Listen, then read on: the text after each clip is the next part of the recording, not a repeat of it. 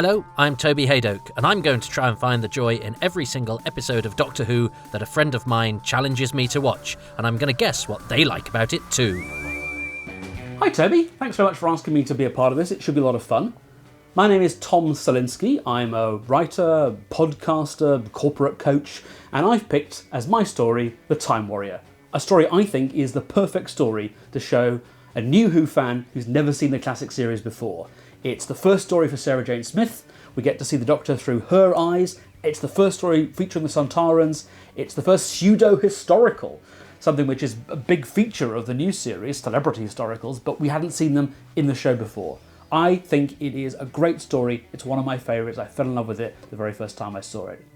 I'm going to be watching the as broadcast version on the DVD. There's a version with spiffed up special effects. That probably is the version I would show this mythical new fan. But the last time I watched it, I watched that version. So today I'm going to watch the broadcast version instead, which I suspect is what you're going to do. So none of the things I've said are going to be my favourite things. I haven't decided what those are yet. I haven't watched the show again. So sit back and relax. Enjoy, with me, The Time Warrior. Well, welcome back. It is episode 2 of The Time Warrior.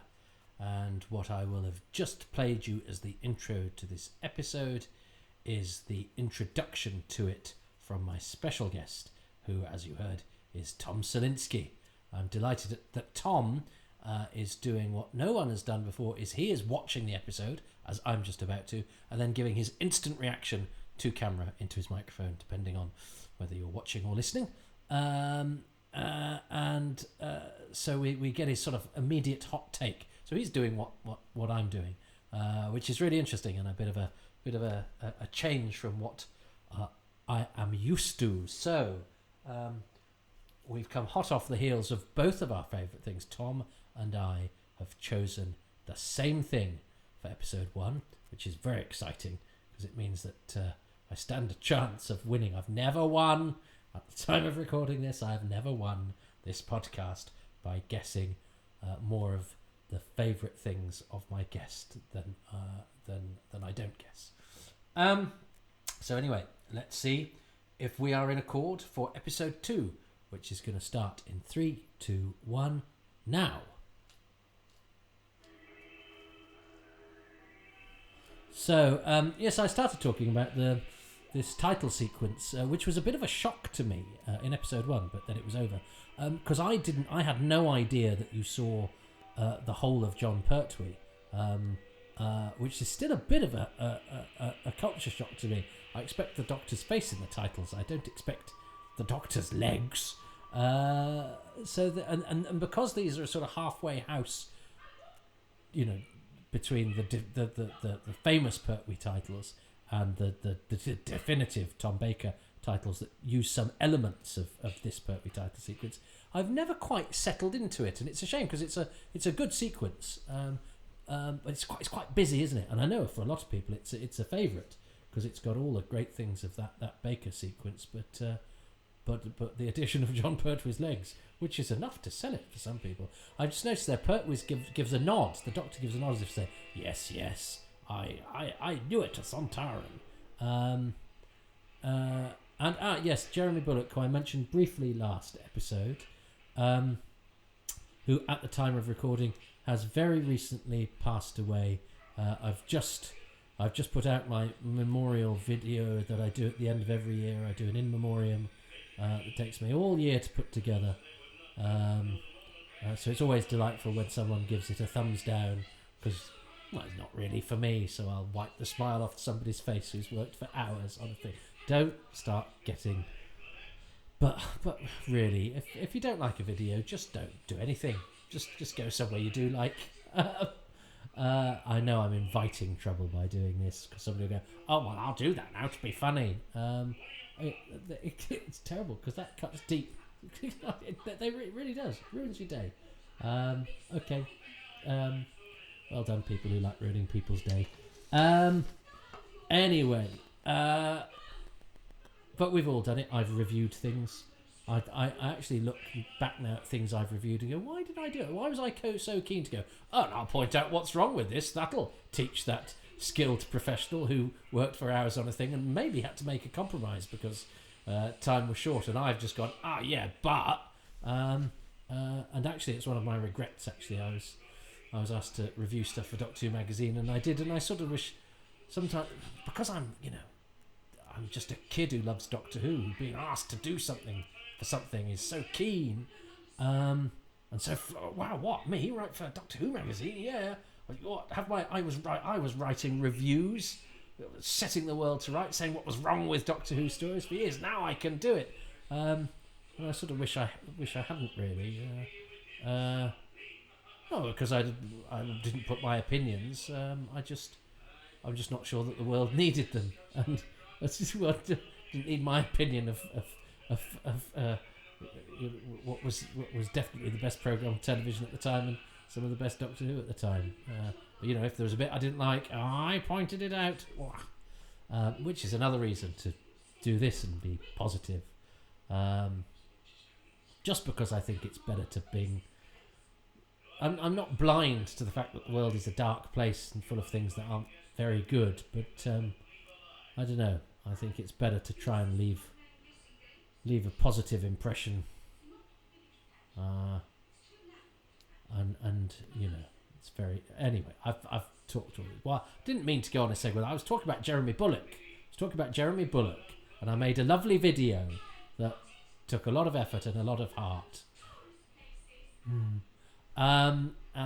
Because Jeremy is one of the many people in 2020 who passed away, and I went to Jeremy's home. He did my Who's Round interview, and he was lovely.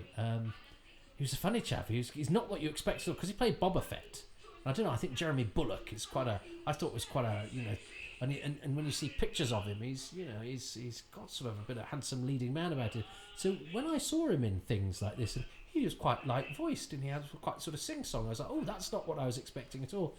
And he's a lovely man, Jeremy, very self-deprecating, saying he got the part of Boba Fett just because the costume fit. Boba Fett because Jeremy Bulloch played Boba Fett as well as Hal the Archer in The Time Warrior and Tor in the Space Museum opposite William Hartnell, with his drama student friends Peter Saunders and Peter Craze, who are both no longer with us. Peter Craze, Michael Craze's brother, died a couple of weeks after, as I record this, 3 or 4 days ago. He died on New Year's Eve. So I have a picture of me sitting in between Peter and Jeremy when we did a thing together. Paul Ballard from Phantom Films very kindly sent me the picture, and you go, crikey, they're both no longer with us, and both younger than my mum. She's terrifying, and Jeremy Bulloch is an absolute legend. He plays Boba Fett, but he was very, very self-deprecating about why he got the part, because he fitted the costume. But there's something about Boba Fett. He has bucket loads of inscrutableness, and he's just a simmering presence. And I know the costume's good, but there's a certain indefinable magic that Jeremy Bulloch brings to it. I don't think any actor could have done that. And I like the fact that therefore the Jeremy Bulloch Boba Fett is in Doctor Who as well. And I went to Jeremy Bulloch's house, and he had a Boba Fett room in his house. He took me up after we'd done the interview, where he revealed that when he wasn't working, he did lots of painting and decorating. And it was quite funny because he went on, like I sort of went on a slightly Alan Partridge-y a segue there, Dad. I went down Partridge Avenue with my people putting the thumbs down. It's the worst thing you can do is to take issue with a critic, because it makes you sound petty, and it makes it look like it's got to you, and that is the victory for them. Shut up, Toby. I will.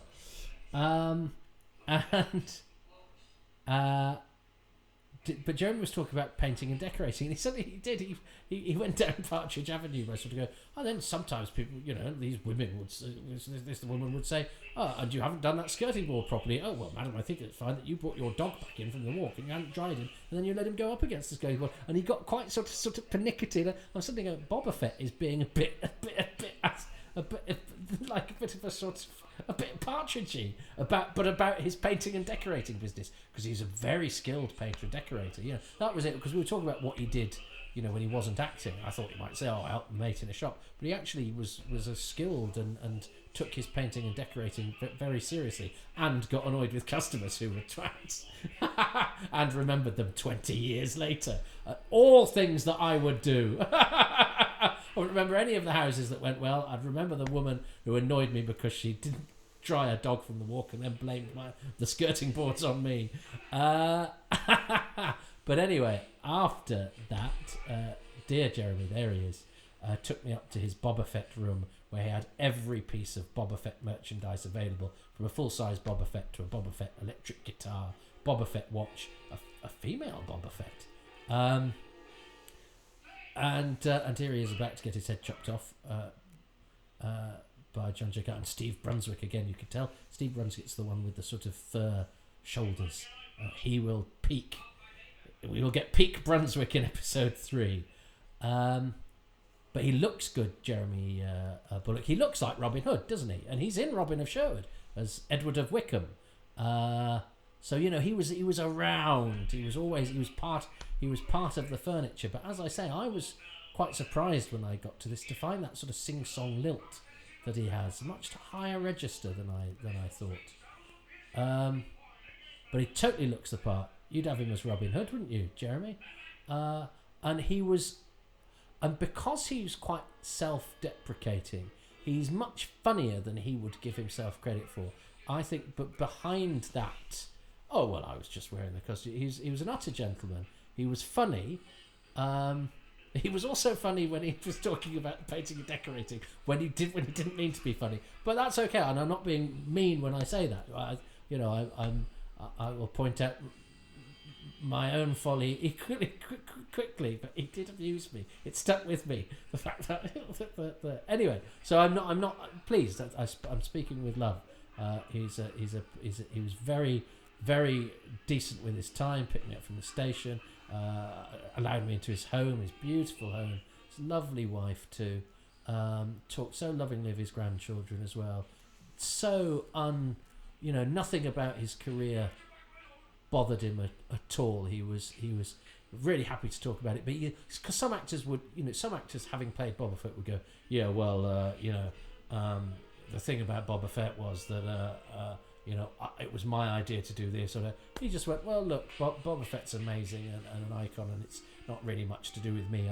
It was just Fett. It was just, and you go, no, a lot of people big up their parts. I think Jeremy, if anything, underplayed his role, but I don't think it was false modesty either, because you can spot that a mile off. I just think he liked acting.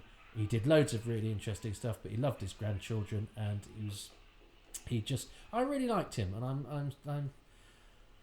I'm sad that the weavers of my childhood dreams are dwindling. But I'm also extremely lucky to have spent quality time with them. I'm not talking much about the Time Warrior, I'm sorry. It's my birth, it's my party, and I'll segue if I want to. I love the fact that Luke thinks Ironcron's a dick. And I love the fact that Ironcron just smashes his way through everywhere. Oh, and this is where he sees his face for the first time. And the bit above his nose, the sort of little cross, it's such a brilliant design. I love the way because Ironcron calls him Toadface, doesn't he? I love that. But the articulation, the mouth, and that costume, and the fact that you can see that, and it's funny. I never had this one on VHS because it was one of the ones edited together, wasn't it? And my copy of this, which was I think must have been a very second generation from an Australian airing, because I had an excellent quality copy of this on a Scotch tape. Don't know if you remember, but if you Scotch tapes were the ones that lasted, but they were really expensive. I had the Time Warrior 1 to 4 and Seeds of Doom 1 to 3 on one tape. Did I? Or did I have Claws of Axos, Seeds of Doom 1 to 3, Seeds of Doom 4 to 6, Time Warrior? Do you know what? I can't remember, and I would have known. I would have been able to. But it was definitely a Scotch. I think that was it. I think that's what I had. I think I'd asked for a Pertwee and then Seeds of Doom on a separate tape, and the guy who'd done them had mixed them up, and I was never quite happy that Tom Baker was stuck in between two John Pertwees. It didn't feel right. I think I'd maybe wanted Frontier in Space in the middle, and that actually came on a separate tape. That probably bothered me far more than it should have done. Look at that! That's a Doctor Who image. There's a scientist in a medieval castle in his pajamas doing hypnotised science. Doctor Who does incongruity beguilingly and brilliantly better than anything else. It's the Yeti on the loo in Tooting Bec. It's the pajamaed scientist in a medieval castle with computer banks. I love that. And here comes Professor Rubish, who can't see, which is probably good for when he comes to read the closing credits and finds he's tumbled to the bottom of them. He's I think that's, he's bald now, Donald Pelmier, but I think, is that a wig? I think it must be. So I haven't actually talked about the episode much, so I shouldn't be stumbling here because there's plenty to discuss. Oh, Tom Salinsky, by the way, who's doing this, I think, so brilliantly. When I say with this thing, you know, I'm asking friends of mine. Tom did a quiz on Outpost Gallifrey on a forum, and named a number of things, and it was like you had to do pointless. You had to name one that the fewest people would name, I think, and I think my real joker to play was when he said name a member of unit, and but not an extra, and I mentioned Private Upton, who is not credited in Doctor Who and the Silurians because he's played by Simon Kane, who plays a Silurian, but he does have lines, so he's a character, and I explained that in my answer. And anyway, and I won this thing. I won this quiz. It's the only thing I've ever won, I think, on Outpost Gallifrey. And this is before I'd done Moth St. My Doctor Who scarf or anything like that. And then I was doing Moth St. My Doctor Who scarf in Edinburgh. This bloke was doing a show nearby, I think, or we certainly, yes. Oh, because his wife was doing the show after mine, I think, or before mine. She's a fine comic and broadcaster, Deborah Francis White, and he said, "Oh, I'm Tom Salinsky," and you're kidding? And we'd literally done this thing not long beforehand, so we met then, and it's amazing how, you know, you come across each other online, and then fate has thrown many a Doctor Who connection in my way, not least June Brown, Dot Cotton, who actually had my copy of the Time Warrior, that Scotch tape, which I put into a proper box because my friend had got a video store and he'd got some spare boxes, a grey snapshot plastic box, because I was a spear carrier in a play at Ludlow Castle with an actor called Robert Arnold. It was in As You Like It with Touchstone, played by Sylvester McCoy. But it was the Scottish play. Bob came back the following year to Ludlow. It was the Scottish play. David Rintoul, Hayden Gwynn, and Ross was played by Robert Arnold, who was married to June Brown. So I lent him my copy of the Time Warrior and didn't get, and he sent it back to me a year later, just before coming to Ludlow again. So we did actually work with each other again, so he could have carried it, but he I think he felt guilty. He thought, I can't go back to Ludlow till I send that lad his Doctor Who video back. And as a reward, bless her, June Brown got Sharon, Nick Cotton, and Pete Beale to sign photos for me. So I've got signed photos of those. Pete Beale, of course, was an extra in The Face of Evil, which I didn't know at the time, so that's a Doctor Who person. So I've got signed photos of all those, and she signed hers Dot, and then put lots of dots on the picture. So she actually, my video copy of the Time Warrior, which I still have in the attic upstairs, was actually at Dot Cotton, Lady Eleanor's house for nearly a year. Bob Arnold, sadly, is no longer with us. He was Robert Arnold, the actor. He's in the Countdown episode of Blake 7. He's not Bob Arnold, who was in The Archers. They're two different actors. But the Bob I knew acted as Robert Arnold. And we have to mention Jacqueline Stanbury, who doesn't make the credits at all, who was a maid Mary in episode 1. And episode 1 was overrunning, so they cut the one scene that she was in. I don't know anything about her other than the fact that she was nearly in Doctor Who and then wasn't. Or they cut her lines anyway.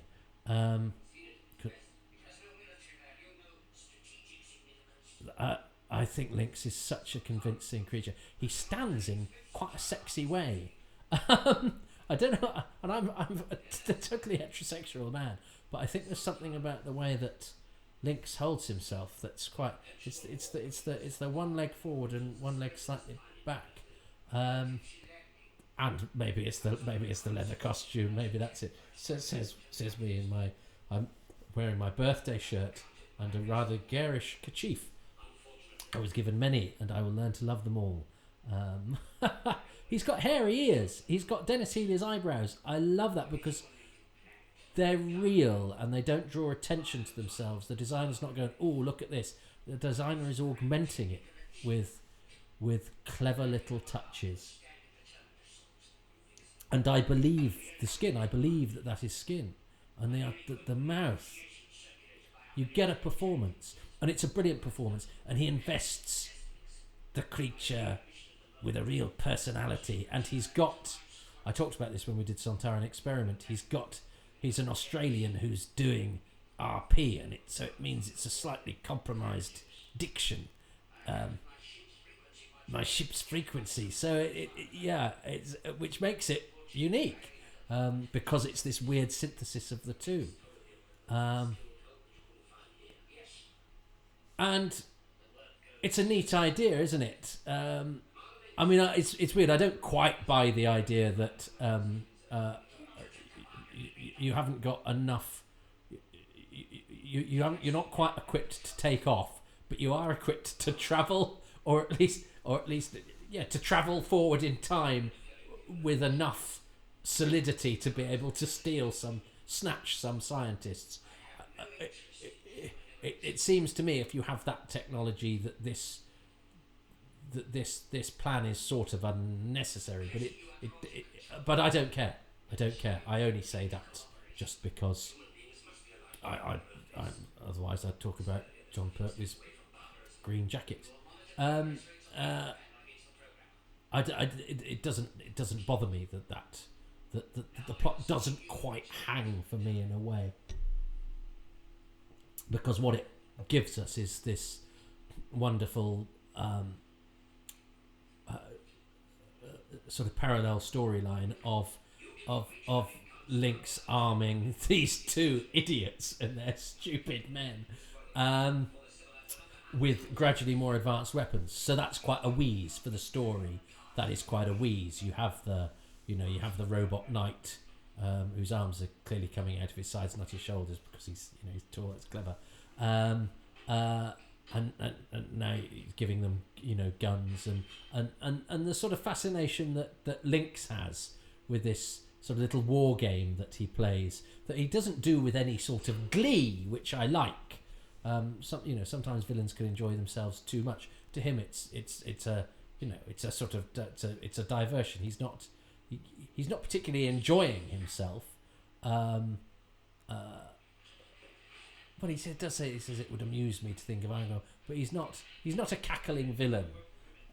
He's a terse, functional guy trying to do a thing, and while he's doing it,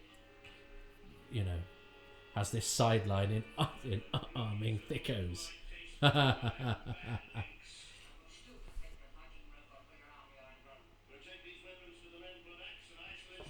Yeah, tomorrow. Yeah, he'll be feeding the crows. Yeah, feeding. Yes, I remember.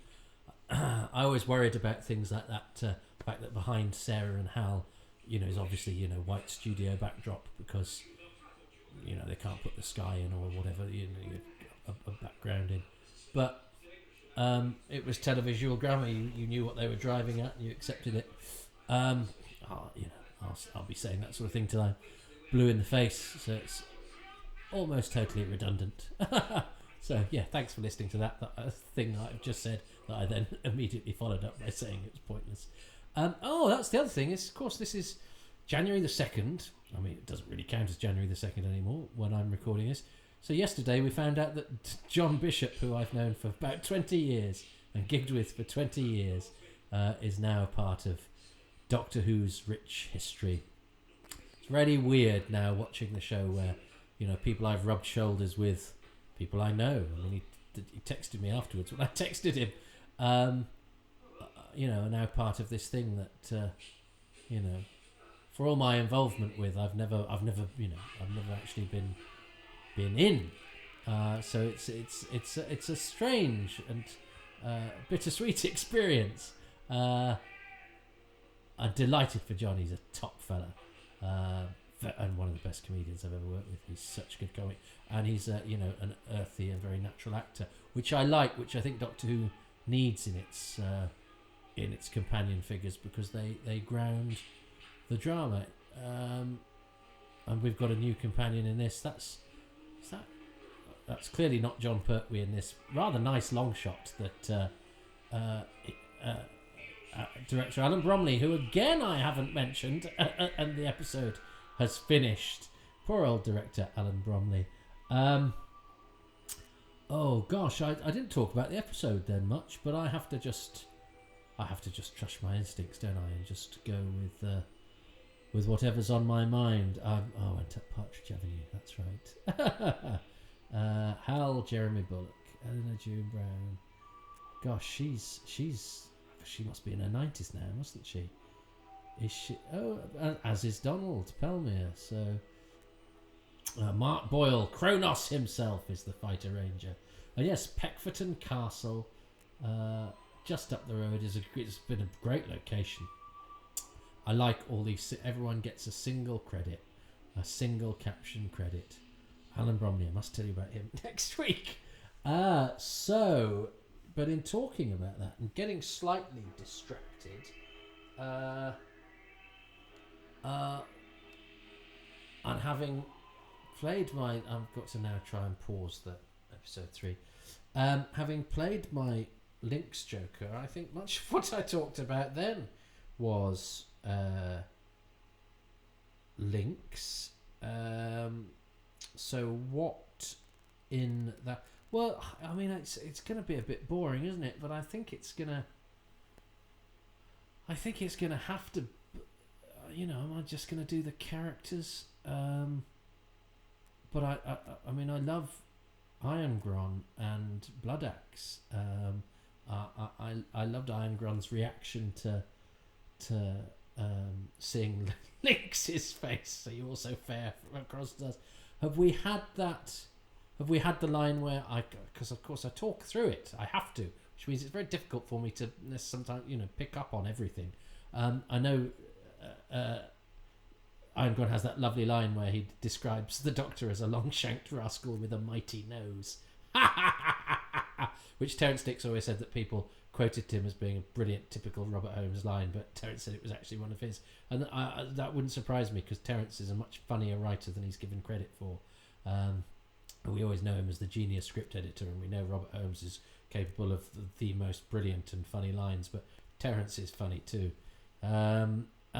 Anyway, I took my eye off the ball there slightly, but scientists in pajamas in a castle. No, I think I'm going to go for, because I think sometimes I, choose a tiny thing like a prop and forget to mention a really brilliant character. So I'm gonna, with the promise of looking out for more next week rather than saying which members of the cast I lent things to, or whose house I've been to, I'm going to choose 2 characters, the actors of whom I've never met and whose houses I've never been to, but Bloodaxe and Irongron I think are super duper. I think they're brilliant characters. I think they're a great double act. I think they're very funny, but they're also plausible threats, and they're judged perfectly because they're stupid, but never to the point where you don't take them seriously as protagonists and as a danger to the Doctor. So Irongron and Bloodaxe, because I love them, and I would have chosen them for one of the episodes, so I'm going to choose them for this one. I'm not sure Tom's going to have chosen them for this one. Let's see what he's chosen. I may have squandered my lead. And episode 2 doesn't disappoint either. It's all just fantastic, isn't it? I mean, maybe the robot's a little bit embarrassing. It looks very good with its head cut off, though, I've got to say. I'm not absolutely sure that would be a deal breaker for a New Who fan. It's about the only thing which is coming close to it. I think the thing I admire most about this episode is just how well plotted it all is. The business with Rubish's glasses is brilliant. Means that he can be an active force, and it's all been carefully seeded in from episode 1. And then we have the situation where the Doctor is apparently being held prisoner and is subdued. At the same time, Sarah Jane Smith, who's only just met him, suspects that he is the bad guy, and now the raid on the castle is going to unwittingly bring the Doctor back into the fold as a force for good again. It's really brilliantly constructed. There's so much else here going on to enjoy that great high-angle shot of the fight at the end, making it probably not obvious that wasn't Jon Pertwee, but I think it's the plotting. Holmes's plotting is just fantastic here, absolutely brilliant. Episode 3. Yeah, I'll take that. That was good. And yes, I'd forgotten. Funny enough, I nearly said I'm not a great fan of the robot, because I'm not a great fan of the robot.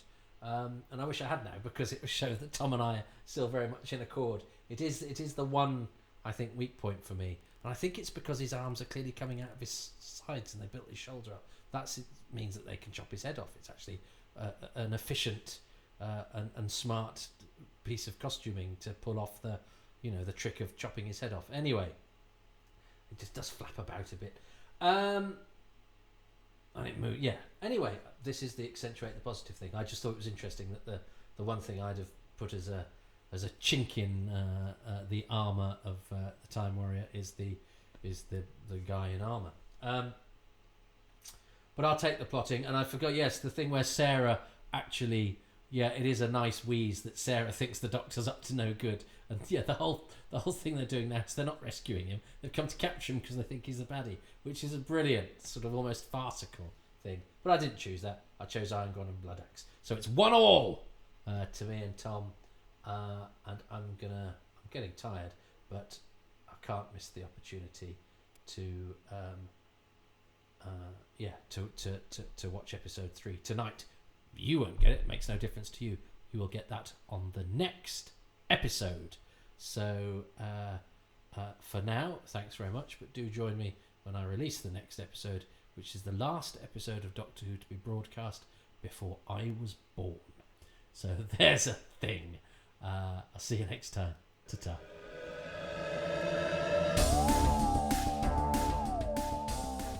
Thanks ever so much for listening to Happy Times and Places, which is presented by me, Toby Hadoke.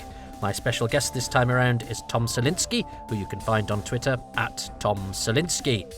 Over on Patreon, there are some long-shanked rascals using their mighty noses to sniff out the goodies there on my page, and they include, and I'm grateful to them all, Peter Crocker, Dave Curran, Rob Dawson, Tim Dickinson, Pete Dillon Trenchard, Paul Dykes, Andrew East, David Gillespie, Charles Gears, Lisa Gledhill, Paul J. Guest, Steve Hatcher, Duncan Harvey, Simon Hodges, Sam Hollingsworth, Matthew Houliston, Darren Howard, Gregory Hudson, Paul Ingerson, Robert Jewell, Christopher Joyce, and Judith Jackson.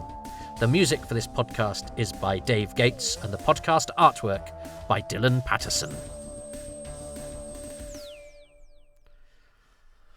Now, if you want to be described as a long-shanked rascal with a mighty nose over on my Patreon page, you can go to patreon.com/Toby Hadoke, where for as little as £3 a month, and you get charged immediately, by the way, as soon as you sign up, you can enjoy advance releases, exclusive material, much of it to do with Doctor Who, some of it not, some of it to do with comedy or radio plays or various other creative endeavours of mine.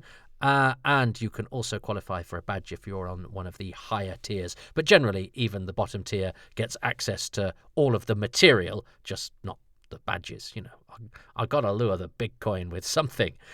And obviously, if you are not in a position to do that or are disinclined so to do, which is perfectly fine and understandable, you could do a one-off donation at kofi.com/Toby Hadoke, or you could just enjoy these podcasts, and I'm very grateful to you for listening to them, and support them for free by giving them a 5-star review or some nice comments anywhere where you get your podcasts, because that really helps make my algorithms go all gooey, and I want a gooey algorithm or two. Please also sign up to my YouTube channel at Toby Hadoke, where later down the line there will be a video version of this audio podcast, so you can see what sort of hat I was wearing or what my moustache looked like, if indeed I had one when I was watching and enjoying The Time Warrior. I have a website, www.tobyhadoke.com. I'm on Twitter at Toby Hadoke, and these podcasts, Toby Hadoke's Time Travels, have their own Twitter feed at Hadoke Podcasts. Please do follow that. Hadoke is spelt inexplicably Hadoke. And you can also follow my comedy club, Excess Malarkey, online at twitch.tv/Excess Malarkey, where there is a live show every Tuesday at 8 p.m. GMT.